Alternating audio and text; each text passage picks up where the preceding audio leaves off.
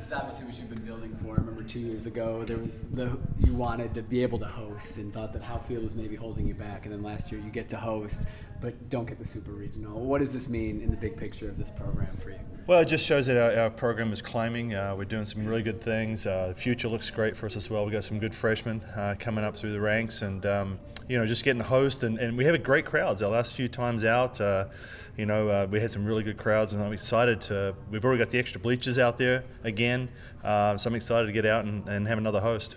What do you think of the field? It's going to be for regionals. That first game against BYU, that's who we match up against. They have a team that's going to throw a lot of off-speed at us, a lot of change-ups. We saw them last year, of course, in our regional. And so, we got a little bit of an idea what they're like.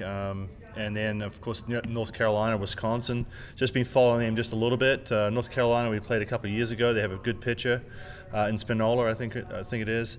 And then Wisconsin's been hitting the ball very well. They beat Michigan up 9-3 just the other day in the Big Ten tournament, and also beat Minnesota to win that tournament, their championship tournament. So it's a tough field, but we've got to play well, and we've got to beat somebody to get there. Is it tough to try and turn around this quickly with 3 teams you got to study up on? No, I don't think so. I think that, in some ways I want to get out there and just play. I want to play right now, and we'll go out and practice tomorrow. We'll work on our hitting a little bit, try and get prepared for a BYU. We do a lot of research. We'll get some tape, get as much information as we can about these teams that are coming in, and just go to work. Thursday, Saturday, any advantage of that versus a Friday, Sunday?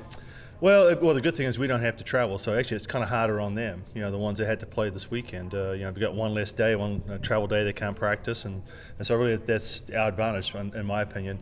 And then of course, hopefully, if we win this regional, we get to sit back and watch everybody else battle it out. Even though you lost the ASU series, you guys feel like you still kept up the level of play you want to keep going into this weekend? Yeah, it was. I was so worried about just a letdown, just a natural letdown from having won the championship before we got down there, and I tried not to let that happen. But the players, it's hard to tell them that. I mean, obviously it was a letdown, and we didn't play quite as well. We didn't hit the ball as well. But yesterday we came out a little free and easy, and we played very well. Dallas Escobedo pitched great, though. I must say that about her, and it was good to see really good pitching down there and give us something to work on this week. How are Courtney and Kaylin doing? We saw them collide. How are they doing? Yeah, well, of course, the worst thing goes through your mind when it first happens. Like, oh my gosh, Courtney's knee. She's had two ACL tears, and of course, Kaylin, she's been banged up just a little bit this year with some hamstring and knee issues. But as it turned out, everything's okay, and they're really sore. They got some bad bruising, and it's going to be day to day.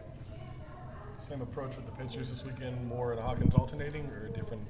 Well, the other thing too is, Hovingay came in there and put her in a difficult situation with bases loaded, and she should have got out of it.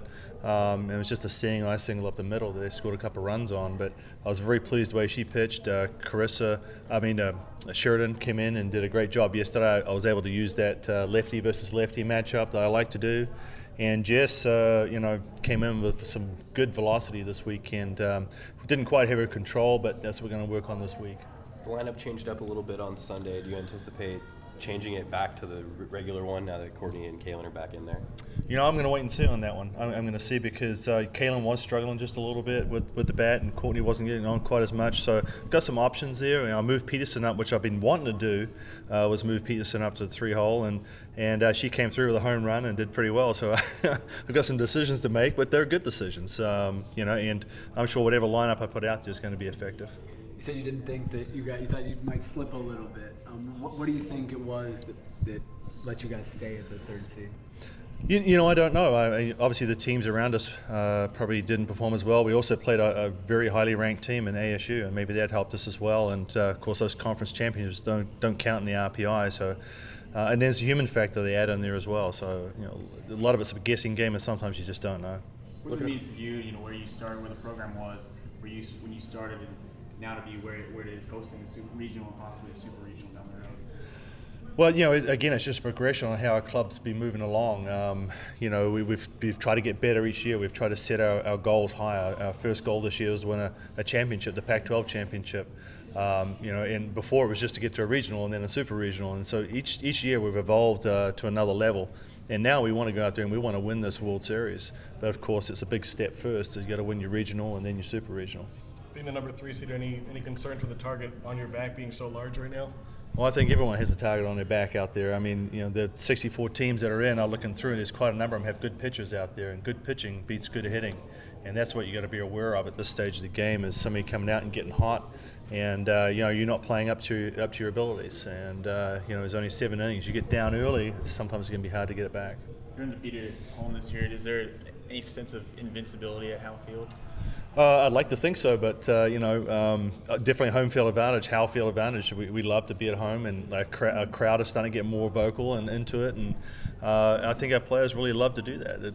They're starting to find it's a great asset to us to be at home, and so we're really looking forward to you know, having that regional and hopefully super regional at home. A lot of Pac-12 teams called. Is that good for the conference? Do you kind of root for them? Obviously, it's good for the conference. But do you kind of root for them now that you're not playing against them all the time? Absolutely. We want to see the Pac-12 do well. You know, we all help each other out. We'll exchange some reports on other teams we've played before, and you know, I'll definitely be rooting for another Pac-12 team. Arizona State, you know, Stanford, and that could be an interesting matchup too. I looked at that as well. Stanford could possibly come to Eugene, so that could be an interesting one. Thanks, Mike. Thanks. Congrats.